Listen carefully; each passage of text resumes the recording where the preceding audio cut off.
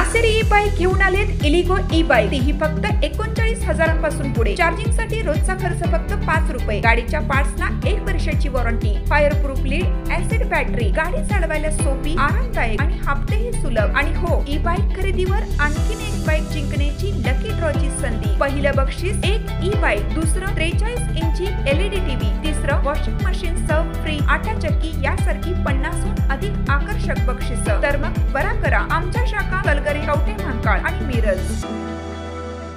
प्रत्येक बातमीतील घटनेच्या वास्तविकतेची तुलना थेट पाहत रहा चांगली अपडेट।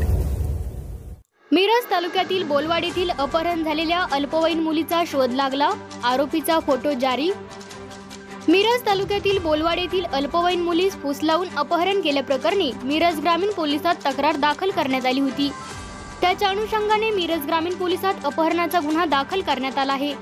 दरम्यान पोलिसांनी तपास करत अपहरण झालेल्या अल्पवयीन मुलीचा शोध लावला व मुली सुखरूपपणे ताब्यात घेतले।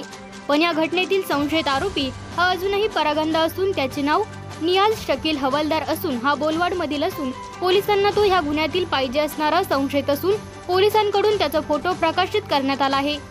त्याची माहिती मिळाल्यास मिरज ग्रामीण पोलीस ठाणेकडील पोलीस निरीक्षक अजित सिद्ध, उपनिरीक्षक मखदूम किंवा मिरज ग्रामीण पोलीस ठाण्याशी संपर्क करण्याचे आवाहनही पोलिसांकडून करण्यात आले आहे। या प्रकरणी मिरज ग्रामीण पोलीस अधिक तपास करत आहेत, तर संशयित आरोपीस लवकरच ताब्यात घेऊन त्यावर कडक कारवाई करण्याचे मिरज ग्रामीण पोलीस ठाण्याचे पोलीस निरीक्षक अजित सिद्ध यांनी प्रसिद्धी माध्यमांना गुरुवारी माहिती दिली आहे। मी पोलीस निरीक्षक अजित सिद्ध, मिरज ग्रामीण पोलीस ठाणे।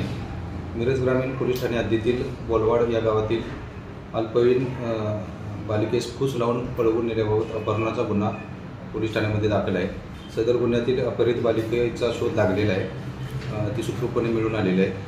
तिची पुढील वैद्यकीय तपासणी करून व कायदेशीर प्रक्रिया पूर्ण करून तिला तिच्या आईवडिलांच्या ताब्यात देण्यात येणार आहे। यातील आरोपीचा आम्ही शोध घेत आहोत, त्याचा कसोशीने शोध घेऊन लवकरच त्याला या गुन्ह्यामध्ये अटक करण्यात येईल आणि कडक कायदेशीर कारवाई करण्यात येईल।